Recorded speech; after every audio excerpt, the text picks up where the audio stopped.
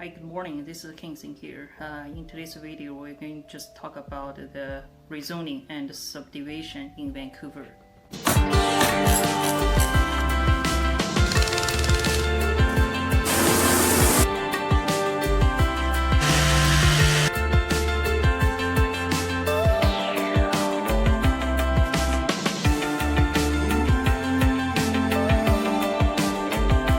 Quickly go over the coronavirus cases in Canada.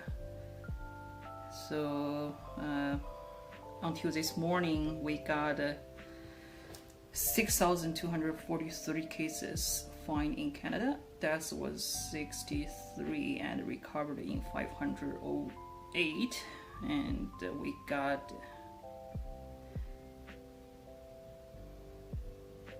about 800 cases increased in last 24 hours. Okay, so the virus situation is still very bad in the outside, so I will just suggest you stay at home if it's possible. Okay, and we have been staying home until I went to Costco to get our family supplies the day before yesterday, and that's it. That is the only time I had out. Start today's topic: rezoning and subdivision in Vancouver.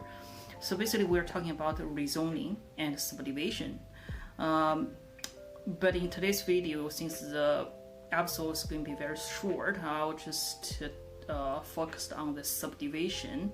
I'll leave the rezoning in the next video because that's going to be like overburn your brain if I just throw all the information to you. There's like several required process you need to go over, and first thing is you need to submit your permit applications to the local city. You'll go over details and see if it's possible to do the subdivision. They will fill up application forms for you, and then there's a data sheet, all kind of stuff. Make sure that you don't submit it by yourself if you don't understand quite well about those process. So otherwise you could be rejected by the city. Civil engineer, quite knowledgeable about the whole process, okay, and they will make sure that the whole process will go as smooth as possible. Once you have your permit application submitted, and you will have to have your land surveyor attach forms for you. It's including the datas regarding to how you're going to chop the land. Okay, maybe you're going to chop horizontally, you want to chop vertically. Okay, as long as you meet the standards, city will take your applications and as well as the sketches. So after that, you will need to have your sign placed on your land. Your neighbor need to know that what is going to be happened in this property. Your subdivision could infect other people's interest, such as the common property use, like the land, park, school. People who feels that their interest has been affected by your subdivision, and then they will attend to the city's public hearing. They will present their argument, or they will present their concerns and opinion through the city public hearing process. But as long as you have your civil engineer, then you will be fine, since they are responsible for the public hearing process too. Okay, and they will answer all the questions that your neighbors' concerns. So once the cities have the PLA issued to you, that means they agree with your subdivision application. Okay, and then they will go to the next step.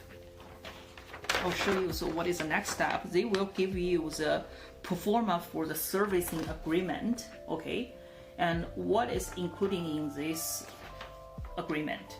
It's including, for example, the water, the sewer, the collectors of the roads, the drainage, the open space, so on and so forth, and also including the engineering works and the development cost of charges.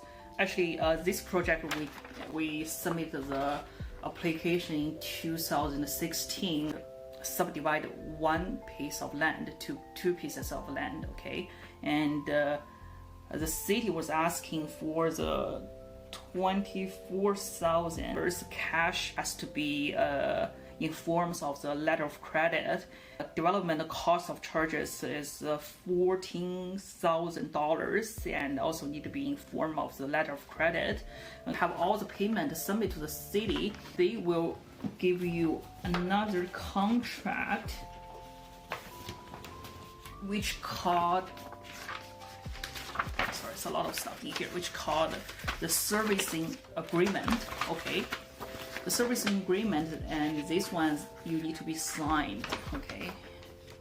So it's a lot of details going on in here, and it specifies the duties and responsibilities for the whole process, details of the constructions, okay?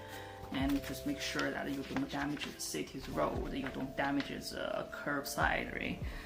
So on and so forth. Like once you have your final inspection done by the city and your engineer, and you will have the two separate titles, and you do need to register through the land title office.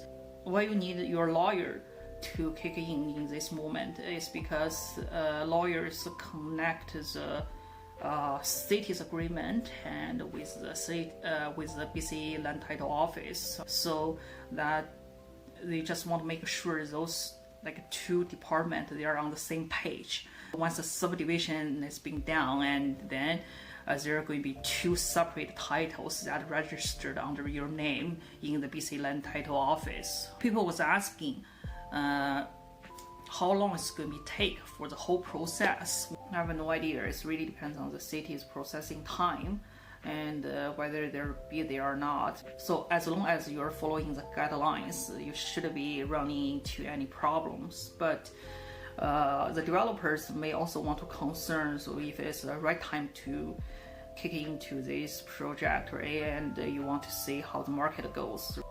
You really don't want to do this subdivision during the market going down, because it's really doesn't worth to do that, since you won't get your money back for sure.